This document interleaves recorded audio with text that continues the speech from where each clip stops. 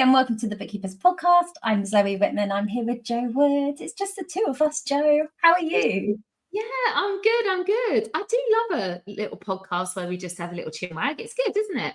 I love it. We've got lots going on, and it's the beginning of December right now, and we're thinking about winding down, and we've just been talking about our own team and who's off at different times. So we know it's a really important thing to make sure, like when you started a business, so you had flexibility, it's really important to make sure that flexibility allows you to have a bit of a break. Actually, this is relevant whether you're going into Christmas holidays or any other time of year, having some time off in the summer. And we wanted to talk to you about some ideas for how to make sure that you do get that break, because we need it. Yeah, we all set up our businesses because we wanted flexibility. When we think about, moving out of employment, we usually think about, I wish I didn't have to ask permission to have some time off. And something that's funny happened this week and proves this point really well, that actually what we tend to then do is work more. So on Monday this week, it was my birthday. Do you think I thought of booking it off? No. I still worked, not lots. I was mindful around it, but I didn't think about booking holiday, because this is what happens when you're self-employed, you work for yourself. You think, well, it's just another day. Whereas when you work for an employer, I think you plan your holiday. So I think we need to get better ourselves at realizing that we still need to have a break. I'm obviously still learning this. And also, when you really enjoy what you do and you love what you do, you don't necessarily crave that break as much as when you crave the break when you're working in employment. I think that's more the point. I don't feel like I need to escape. No, so it doesn't feel like work. It feels like, so we often talk about work-life balance, and actually I feel like it's just life, and I love what I do, so it doesn't feel like a slog and a job. It feels like it's life. But although it feels like that to you, it doesn't feel like work, which we can use as an excuse, like a massive excuse to work all the time. If you were to ask someone in your family, and like I have very small children who are very honest about how they feel about things, am I working? And they'll be like, yeah. Why are you working all the time? Like, yes. It isn't like work. And you can't explain that to somebody else. So actually, if we were to put ourselves in the shoes of somebody else who loves us, are we really taking a break? Yeah, and the thing is as well, they want to spend time with you. I was very lucky. My children are a bit older, and I went and made a wreath on Monday night with my mum and my sister, which was lovely. And do you know what I really enjoyed about it? We was just discussing about how we take a break, because actually I feel like I have escapism and I feel like I'm taking a break sometimes when I'm in the middle of a spreadsheet or I'm in zero. I mean, because that's, I do find joy in what I do, but actually I really loved making a wreath, which was really like creative and using my hands, and I had dirty hands and I was using wire and everything was muddy and messy, and it was creative. So there wasn't black and white answer, which I think as bookkeepers, we are very naturally like to have something that is finished and perfect and, reconciles. And you can't do that with foliage. So it was quite nice to be like, oh, how is this going to work out? I don't know how this is going to work out. And as somebody who identifies as a little bit of a control freak, I quite liked the fact that I didn't know what the end result was going to be, and I just had to kind of succumb to it. And what I found was that time went by really quickly. It was like I didn't even finish my drink. I was like, oh, I'd forgotten about that. And there was a different kind of escapism. And I thought to myself, oh, this is what I experience in work, but there are other ways of doing this. And we've been thinking about how we can do that as a family more. And if anyone knows me, I love a bit of true crime. And me and my daughter were talking about that there are these online, you can buy these interactive games that you can use on a laptop, and you get sent a pack in the post, and you have to move. Like, oh, what if we did something like that as a family? Like, how can we create like these kind of escapism moments, but together as well? So either anyone got any top tips or know where to get the best one from, I want to know. Yeah, I was thinking as well what you said about using like the creative side that you don't always think you have, which you totally do. But you just show it in a different way to what you think is creative, I think. Yes. But there's something about using a different part of your brain, and you know how they say that a change is as good as a rest. It's not about just like, I think we think that taking time off means we have to sit down and watch the TV or something. I think that. Yeah. I think, oh, I'm having time off. What am I going to do? I'm going to be so bored. I don't know what I'm going to do. I can't go on holiday. I can't sit on the sofa and just watch TV. I don't know how to do that. But actually, like using a different part of your brain, just like taking a different route to the shops or something, or driving a different way into town that you don't normally go. It sort of challenges you, and there's lots of science about how that makes you more creative because you look for different solutions in different ways. We don't do that if we're in routine and we're working at home in the same place every day, doing the same things. It's hard to use that creativity. Yeah, and there's a guilt, I think, that we have as, I mean, someone told me as soon as I gave birth, she said, you're going to learn this new thing and it's called guilt. Like, you're going to feel guilty about everything. And I was like, I didn't understand at the time, because as a young person at the time, we'd have a lot less guilt, and we'll see that in our children. They don't really feel guilty about a lot. They don't have that weighing on their minds. They just do what they think about themselves a lot more. But when you become a parent, you pass this, you think, oh my goodness, am I doing this wrong? Am I doing that wrong? So something that I've learned as I've got older to help me with that feeling of, and then when you give birth to a business, there's guilt around, oh my goodness, I should be doing that. And I should be doing clients, and your clients, because we care about everyone and we want everything to be fine and everyone to feel safe and looked after. And then we're not answering our emails, and then we feel guilty we haven't checked our inbox. Yeah. There's this. So something that's helped me with this is learning to be intentional when I'm choosing to do something. So if that means, say, for example, I'm cooking dinner at home, which happens a lot, obviously, deciding not to try and multitask in that moment and be fully intentional in that task means that I feel like I'm giving it 100% focus, because that's what I do when I choose to work on a client. So I think, or if I'm doing some housework, just be fully in that and not trying to be, I'll do that and listen to something else and try and learn at the same time, because I feel like then when you wear lots and lots of hats, but I felt like sometimes I might be wearing 3 hats at once, and then I wasn't giving anything my sole focus, that built guilt. Whereas when I feel like I'm fully intentional in whatever I'm choosing to do at that moment and giving that my focus, it felt really good. So for example, even if it's like, right, I've got half an hour in between calls, I'm going to go and interact with my family or children, like be fully focused. Don't be looking at the phone as well at the same time. That's been a top tip for me. I like to do, I suppose, like with your wreath thing, like doing something in my house. I do like to clean and listen to something at the same time. Like I feel like, oh great, I've got like an hour or 2 of cleaning. I'm going to deep clean everything, and I'm going to like get into my own little world and listen to an audio book or something that I've saved up. So I suppose it's different. But I do I completely, we can multitask, but what I mean is if I feel like I'm listening to something like a course, say for example, if I'm trying to learn something, and then I will be doing something and think, oh, I need to go back and listen, and I feel like I'm not getting it. If it's something that I feel I can listen to at the same, of course, that's good. Yeah. Okay. So let's talk about taking a break from work, because we're live at the moment, and I've just seen this comment from Alan, who says, too true. Employees get 4 weeks. I'm pretty sure I've had 2 weeks this year. The odd day off makes me feel guilty. And like, I can think I get it. Like my husband works at home as well, and we were talking one day about going out for lunch, and then I feel bad, like I should be working, but I'm self-employed, so I can go out for lunch if I want to. That's okay. I haven't got to ask anybody. But I think we're always thinking I need to maximize my time all the time, and then we do more. And actually, you know what, Joe, in the Bookkeepers Collective, we teach about pricing. There's a whole collection about pricing, and one of the things we ask everyone to do is work out what their minimum hourly rate is based on the time that they're available for work and various other things.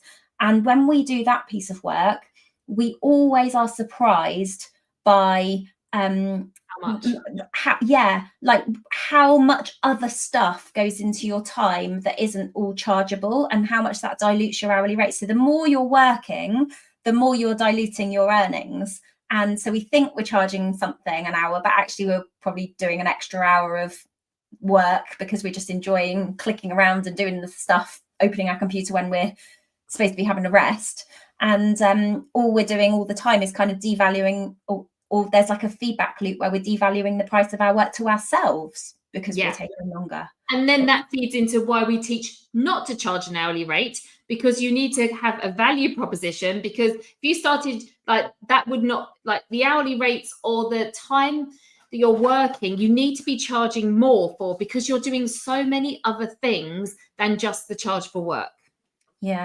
Yeah, totally. And you need to be okay to do that. Like, if you're not able to have time off, there's a problem with your pricing, because if you price it right, you can get support, or you don't need to have as many clients. So I'm always curious, like if you're feeling like you can't have time off, go back to what does the workload look like and who's doing it, what could be more efficient. But in terms of actually having that time off, I think being realistic is a really good starting point. Like, what do I want to do? And intentional, exactly like I said. Like, maybe it's a case of looking at the diary, and sometimes I think you might be thinking, oh my goodness, I've got to this point in the year and I've got this amount of self-assessments to do. I'm going to have to work over Christmas, and it's not gonna, like, what have I done? Right. So whoa, stop and think, okay, maybe at this point in time you have not got it all figured out for this year.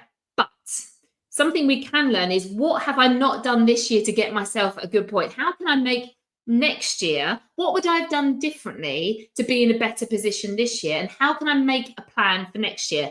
And then when you start thinking of the things, I reckon when you start implementing them now, you can make this year better. But I think sometimes we feel like this urgency, and we like, well, nothing can change this moment in time. I'm where I'm at, and whatever they're talking about, I can't do it. So I often say to people, think about in the future, how could you make it better in the future?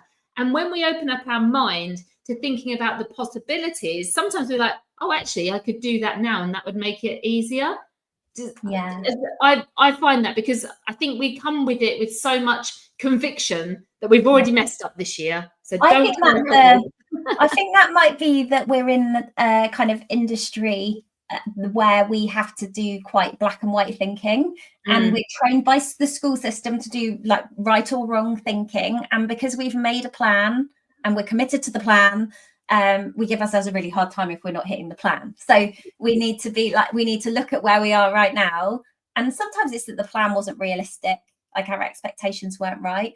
And Jo, actually, look what you just said about like, what did I do wrong? How can I make it better? There's probably loads that you did that's good. So you could look back and say, what did I do really well that's helped me? Okay, how can I do more of that? And you mostly have learned. I was speaking to a bookkeeper today who had an experience and things had gone bad. And I said to her, well, the great thing is you will never experience that again, because you now know that was the wrong way to do things. And actually, this is where, like, just living and going through things and making mistakes makes you better. So you're mostly in a much better position now than you were maybe a year ago or 3 years ago. And so definitely celebrate what you have done right. Yeah. So we all want to have a bit of time off. And I think what we need to do is be realistic about what is that time off, whether you are having like 2-3 weeks off, or whether you're going to have like a couple of days off for the big days, and then there's going to be a bit of work around that. What we need to do then is think about the communication, because our clients need to know. So to avoid that guilt, actually not just from a client's point of view, but from a family point of view as well. If you're feeling bad that you're not doing all the things, being with your family, actually sort of setting those expectations is really helpful. To say, I'm going to work on Mondays, for example. This is what I'll be doing, and this is when that will be finished. So everyone knows, you've decided, they know. You can be realistic about your expectations for that time.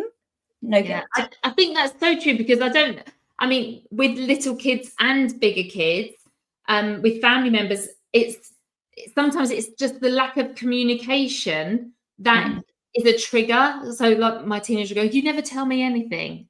And I'm like, okay, I definitely did tell you, but maybe you haven't remembered. So again, how do we make it really clear so that everyone's happy? Communication isn't a one-sided thing, is it? It's like, how do we need to get that feedback loop from them? So we might think as well, when you think about this from a client's point of view, that us sending an email or putting a post on social media says, I'm closed on these dates, that they're going to be aware of that and know from there what your boundaries are. But it's probably more than that. It's probably more like, I'm going to be unavailable, email them, make sure that they have confirmed in some way. And maybe that's about them coming back to tell you their hours, or scheduling their meetup with you in January, so you know it's in the diary, and like you've handed that whole loop has been filled. So you've said, I'm away, let's catch up when you're back, here's how to book in, and then they book in, and then you know they've seen the email, they know you're away, and they know that they're catching up with you when you're back. Yeah, that's really nice, isn't it? Actually, you know, maybe you could reach out and say, just checking in. Obviously, that you know that I'm going to be having some downtime over Christmas. I'd love to check in what your schedule's looking like, and maybe we can catch up. You are taking control of the relationship and the communication. And I've always found that if I've got something set in the diary in the future, that my client then knows that that I've thought of them, and that I can actually tick that off the list. And that's like, okay, that's sorted. I will be speaking to them then. Yeah, nice.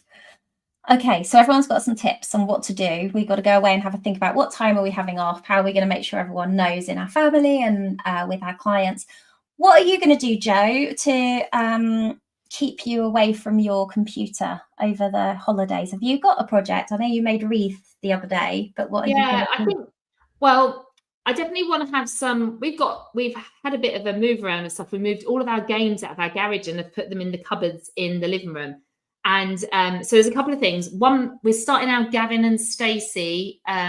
Like if you start today, the 4th, then if you watch an episode a day, then by the time you get to Christmas Day, the Christmas special, you'd have done all of the episodes and you can watch the final Christmas session. I love how your brain works. That's what me and my teenagers want to do. So that is my intentional time with my kids. They really want to do that with me. I reckon some of them might binge watch a few more and then I might be left on my own. But anyway, that's one thing, which is a real chill out. And I want to be even being present while watching TV, because if we have our phones in our hands doing something else, that is not being present. So I'm going to do that. I want to, I've got some puzzles. I haven't done a puzzle since 2022. Nice. And I really want to do a puzzle. And also we have invested in some like colouring in. I've got a nice colouring in book, but I've bought some more and I've got some pens come in. So I'm looking forward to, doing something else. That creative thing, I still need to be doing something. Even if I'm meditating, I'm still listening to a guided meditation. I struggle to completely do nothing, but I think we can be intentional and be really clear with boundaries. And me and you need to do this. Like, we are sometimes the worst, aren't we? Because what will happen is me and Zoe we've decided we're stopping work on the 20th. But when we then have nothing in the diary, we get really excited and we have all these ideas. So we're going to have to like champion each other. I think we need to find a way to collect the ideas so we don't stress about missing the opportunity of the idea, but have a big break. And the team know, everyone knows. So everyone in the collective knows they're all having a break, and we'll be having a break from our live sessions, but we need it. I think you come back really refreshed and it's good, and you get this new energy for the new year, and I'm excited. I don't know what I'm going to do though, Jo. I think I might take a leaf out of your book and get some colouring. Lots of thought out of like kids crafts the other day, and we've got a cupboard in the dining room which has got lots of their things, and we threw loads, you know how you just collect bits of random half coloured in stuff, sort that out, and I'm like, actually there's space, they're probably already colouring in there. I can do, it's just, is it grown up or is it a picture of a dinosaur? Well, that's it. Adult colouring in is meant to be very therapeutic. So give us some ideas. Let us know what you're going to be doing. I think this is the thing. We need to share these ideas, just like we do with business ideas. We need to share ways of and this is as we get older, and when you've been thinking about other people for so long, it's like, what do I like to do? So, I need to do, and I want to get out. I'm going to get out the house, lots of dog walking, and things like that as well. Intentionally stepping outdoors every day will be good. So good, especially this time of year when there's not a lot of light, and it's so good for you for sleeping and things like that. Yeah. Nice. Well, look, thank you for tuning in, everyone, for a slightly different episode. We're actually going to be, if you are listening to these back to back, we're going to be back with a next episode where we're going to be announcing our shortlist for the Bookkeepers Awards 2024. So come and join us for that episode, and we will see you next time for another episode of the Bookkeepers Podcast. Thank you. Bye. Bye.